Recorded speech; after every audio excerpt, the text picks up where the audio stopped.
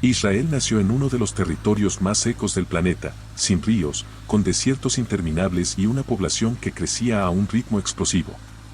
Durante décadas, todo indicaba que el país estaba condenado a la escasez permanente. Pero en lugar de resignarse, Israel tomó una decisión radical: rediseñar por completo su relación con el agua.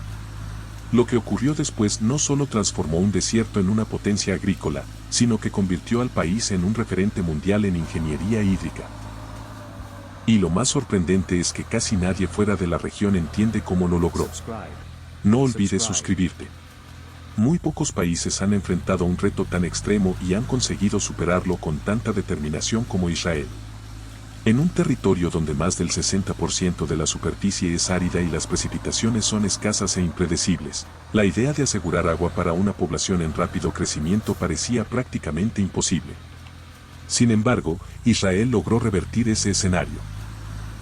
Un país que hace apenas unas décadas apenas podía sostener su propia producción agrícola, hoy exporta frutas, hortalizas y tecnologías hídricas a decenas de países. Detrás de esta transformación extraordinaria se encuentra una combinación de megaproyectos e innovaciones técnicas que desafiaron montañas, desiertos y recursos naturales limitados. En este video analizaremos cómo la ingeniería israelí logró cambiar un destino marcado por la escasez. Fundado oficialmente en 1948, Israel nació bajo una presión geográfica y demográfica extrema. El país se estableció en una región de clima seco, con una media anual de precipitaciones inferior a los 500 milímetros en la mayor parte del territorio y menos de 100 milímetros en el desierto del Negev, al sur.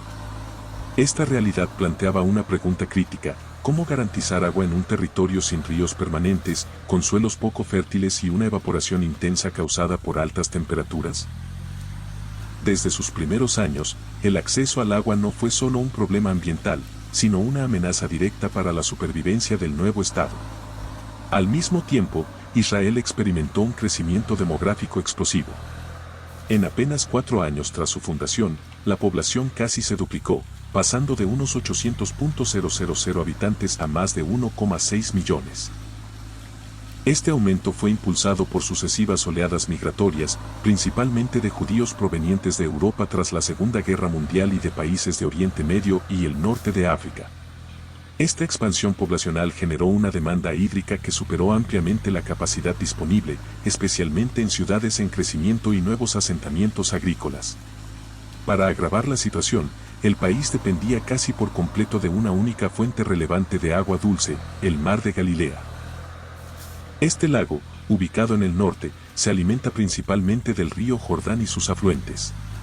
La dependencia de una sola cuenca hidrográfica colocó a Israel en una posición de extrema vulnerabilidad. Ya en la década de 1950 quedó claro que el equilibrio entre oferta y demanda se había roto. Los embalses existentes no eran suficientes para cubrir el consumo humano, agrícola e industrial. Ante este escenario, las soluciones dejaron de ser una opción a futuro y se convirtieron en una necesidad inmediata. La respuesta fue una obra de infraestructura monumental: el National Water Carrier. Basado en el plan visionario del ingeniero estadounidense Walter Clay Loudermilk, el proyecto comenzó en 1953 y se completó en 1964, convirtiéndose en el eje central del sistema hídrico nacional. Su objetivo principal era transportar grandes volúmenes de agua dulce desde el Mar de Galilea hacia las regiones más secas del centro y sur del país, incluido el desierto del Negev, para abastecimiento urbano, riego agrícola y desarrollo económico. Con una longitud aproximada de 130 kilómetros, el sistema se consolidó como uno de los mayores proyectos hidráulicos de Asia Occidental. Integra canales abiertos, tuberías cerradas, túneles de hormigón armado, estaciones de bombeo y embalses de compensación, permitiendo salvar desniveles de más de 250 metros en algunos tramos. Uno de los puntos clave fue la estación de bombeo Sapir, situada al sur del Mar de Galilea, que eleva el agua desde su punto más bajo para iniciar el recorrido. El trazado presentó enormes desafíos geotécnicos. En zonas montañosas e inestables fue necesario perforar roca basáltica y aplicar técnicas de estabilización avanzada.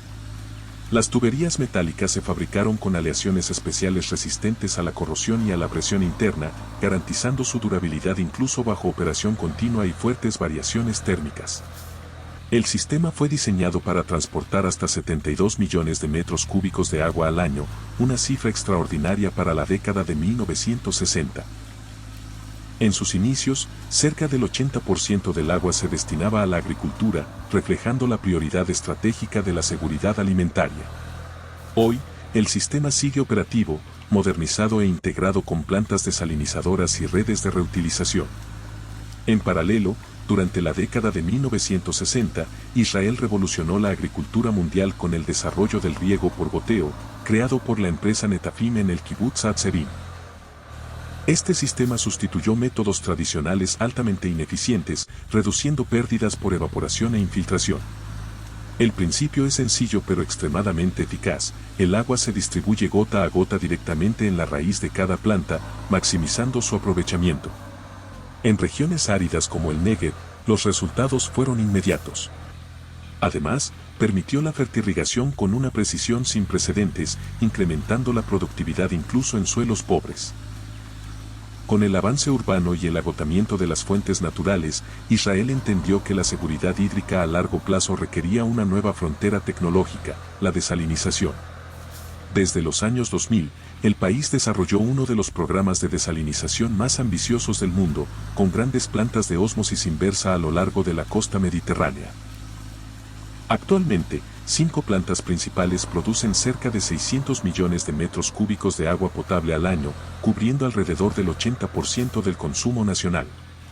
Destaca la planta de Sorek, una de las más grandes y eficientes del mundo.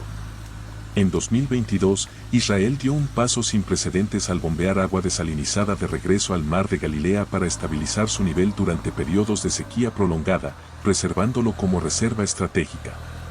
A esto se suma la reutilización de aguas residuales. Israel trata y reutiliza más del 90% de sus aguas residuales, el porcentaje más alto del mundo. La planta de Safdan, al sur de Tel Aviv, procesa diariamente enormes volúmenes que luego se envían al Negev para riego agrícola. Este liderazgo se apoya en una fuerte inversión en investigación y desarrollo. Universidades, centros tecnológicos y empresas como Mekorot han impulsado innovaciones como desalinizadoras solares y sistemas de generación de agua atmosférica. Gracias a este ecosistema, Israel exporta soluciones hídricas a países como India, Australia, China y Estados Unidos. A pesar de sus severas limitaciones naturales, Israel ha construido una agricultura altamente productiva y resiliente. En 2025, el sector agrícola se valora en más de $13.000 millones, con exportaciones crecientes de frutas y hortalizas.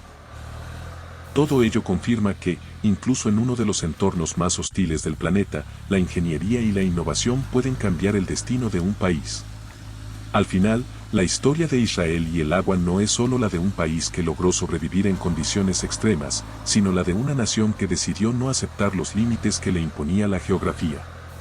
Donde no había ríos, creó redes, donde la lluvia era insuficiente, construyó sistemas para aprovechar cada gota.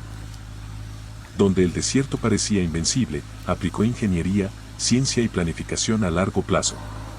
Desde el National Water Carrier hasta la desalinización a escala industrial, pasando por el riego por goteo y la reutilización masiva de aguas residuales, cada decisión respondió a una lógica clara: anticiparse a la escasez antes de que se convierta en colapso. Hoy, mientras muchas regiones del mundo comienzan a enfrentar crisis hídricas severas, Israel no solo ha asegurado su propio abastecimiento, sino que exporta tecnología, conocimiento y soluciones a países que atraviesan desafíos similares. Pero este modelo no nació de la abundancia, sino de la urgencia, de décadas de presión demográfica, climática y política que obligaron a pensar de manera distinta. Y quizá ahí esté la lección más importante. El agua no se gestiona con improvisación ni promesas, sino con visión, inversión sostenida y decisiones difíciles tomadas a tiempo. En un planeta donde la escasez de agua dulce ya no es una amenaza futura sino una realidad presente, la experiencia israelí demuestra que incluso en los entornos más hostiles es posible construir resiliencia, siempre que exista voluntad de innovar y comprender que el recurso más valioso no es el agua en sí, sino la capacidad de gestionarla inteligentemente. Si este contenido te ha resultado interesante, no olvides dejar tu like y suscribirte al canal. Subscribe.